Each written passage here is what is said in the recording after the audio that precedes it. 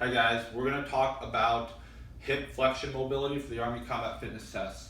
You need good hip flexion mobility for the leg tuck and especially the deadlift. Normal hip flexion is about 120 degrees, so hip flexion is just this motion here.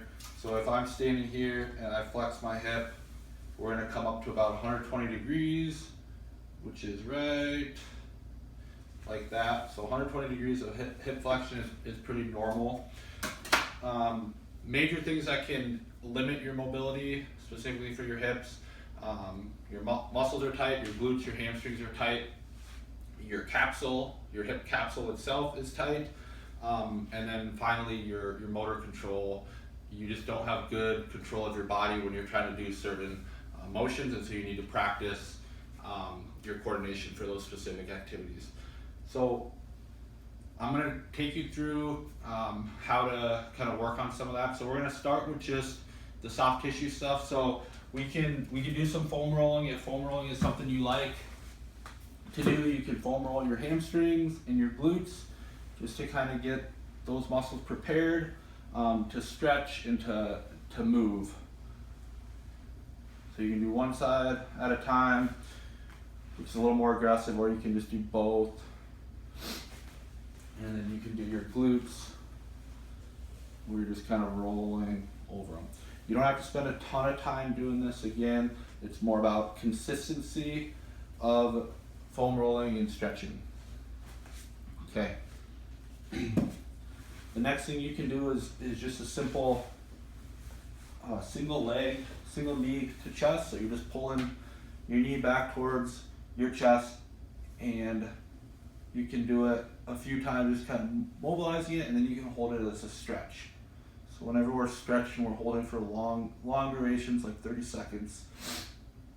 You can also do both legs at the same time and hold it like that. And you can kind of play around with how close your knees are together, how wide apart they are. After you stretch your glutes, you can also stretch your hamstrings. Now, if you're not tight in any of these, then you probably don't need to spend a ton of time with it. If you're specifically looking for ways to improve your mobility for the deadlift, for example, you want to kind of identify where you're struggling. Okay, so we did foam rolling, we stretched out our hamstrings and our glutes. I'm going to show you a couple mobilizations if it's more your capsule. So you can grab a chair, and you can just put your foot up on a step or a chair, and you can do kind of a little bit of a mobilization, just sinking down into it, kind of stretching that hip a little bit. And you can also hold this. Now, if you're getting a lot of pinching here at your hip, we can do a mobilization with movement using a band, okay? So you could do that in a kneeling position, or a standing position with a chair. I'm going to show you with the kneeling position. So you want a strap or a band that is attached to something that's immovable. I'm going to use the TV stand, which is definitely not immovable, just for demonstration purposes, so I'm not going to go full blast into it, but you're just going to wrap the band around your hip there, and you're just going to gently kind of rock into it. So the band or the strap is putting a posterior force into your hip and helping kind of glide that hip posteriorly so that you can get more into flexion, deeper into it. Okay? So you're just going to kind of work into that, and hopefully that will limit some of that pinching that you were feeling before.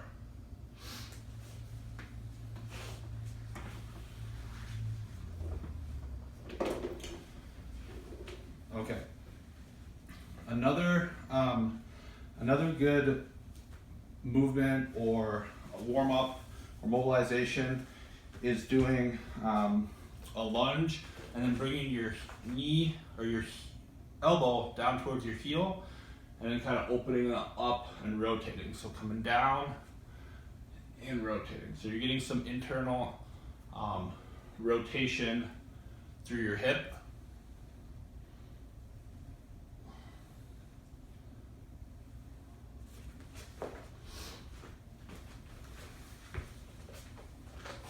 You can do that on both sides. So that's a great mobility drill for your hips. Okay, and then the last one before we actually do some actual like exercises is just a rocking movement. So you're down on your hands and knees in a quadruped position, and you just kind of rock back like you're squatting down. Kind of rock back.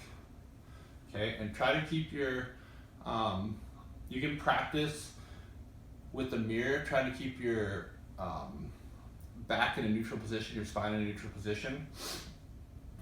If you want to use it more as just a stretch, you don't have to worry about that so much. You can just kind of drop down as far as you can and just do a stretch. You can also play around with how wide your knees are, so that you're stretching more of your groin and getting more of a stretch on the joints themselves. So you're just kind of rocking down into that position. Okay, so once you're warmed up and you've done some mobilization and some stretches, you can actually just practice the event that you're trying to do, whether it's a squat or a deadlift, with body weight and watching yourself in the mirror. So you can do some body weight squats, trying not to let your form drop into a bad position, or you can practice a deadlift type movement, watching yourself in the mirror. Okay? Whenever you're all done with all those, it's not a bad idea to stretch one more time just to maintain whatever gains you've achieved. So you can do another hamstring stretch. I showed previously I showed that one laying down, now I'm doing it standing, so we're just doing a hamstring stretch, and then this is more of a glute stretch. Okay? That's all I've got for hip flexion mobility.